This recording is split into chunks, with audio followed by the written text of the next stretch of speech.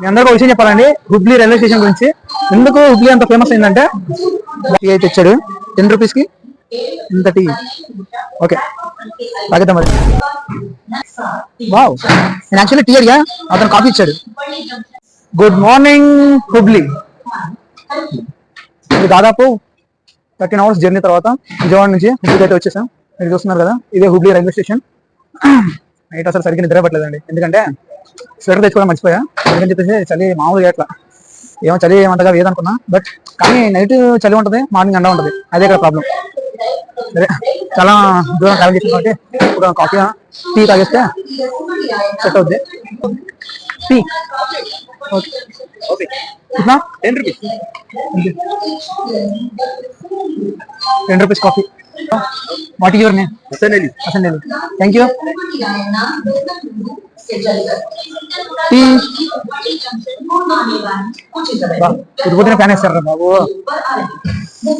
అసలే చలి పెడుతుందంటే మళ్ళీ ఫ్యాన్ ఒకటి. సరే, ఆహా టీ అయితే ఇచ్చాడు 10 రూపీస్ కి ఇంత టీ. ఓకే తాగిద్దాం మరి.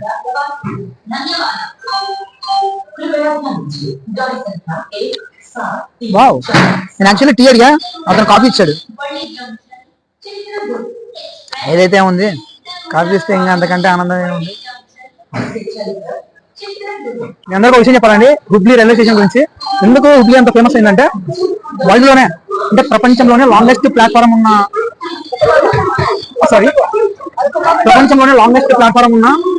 ఫస్ట్ రైల్వే స్టేషన్ ఏంటంటే హుబ్లీ మాత్రమే.